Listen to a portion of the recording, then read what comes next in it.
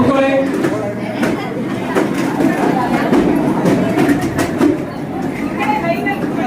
ತಲೆಗೆ ಹಾಕೊಳ್ಳಿ.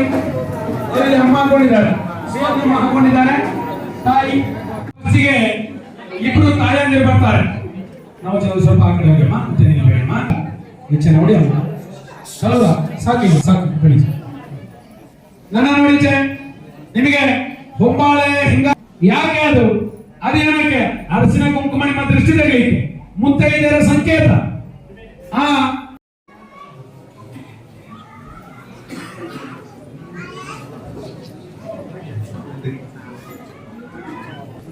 ಚಪ್ಪಾಳೆ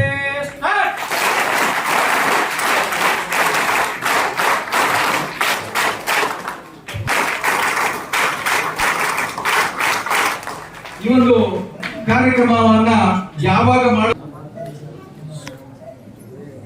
ಹಾಗೆ ಈ ಸಂದರ್ಭದಲ್ಲಿ ಬಹಳ ನಾನು ಹೇಳಿದಾಗೆ ಬಹುಶಃ 70ರ ಹರೆಯ 70 ಆಗುವಾಗ ನಾವು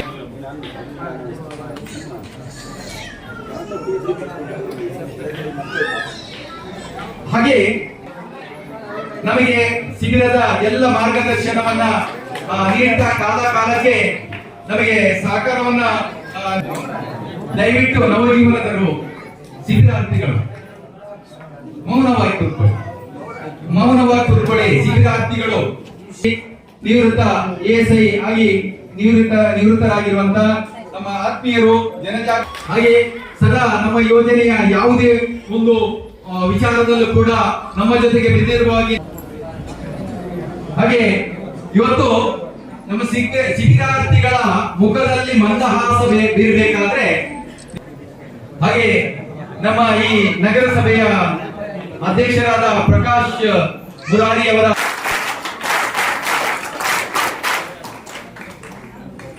ಕೂಡ ವೇದಿಕೆಯಲ್ಲಿ ಬಹಳಷ್ಟು ಗಣ್ಯರು ಉಪಸ್ಥಿತರಿದ್ದೀರಿ. ನಿಮ್ಮೆಲ್ಲರನ್ನ ಗೌರವದಿಂದ ನಾನು ಗುರುತಿಸಿಕೊಳ್ತೇನೆ. ನಿಮ್ಮೆಲ್ಲರಿಗೂ ಕೂಡ ಎಲ್ಲ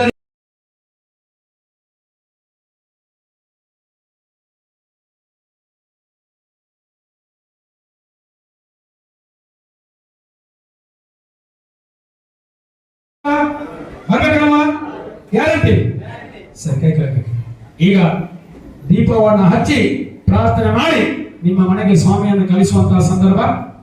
ನೀವು ಪುರುಗಡ್ಡೆ ಹೇಳ್ತೀವಿ.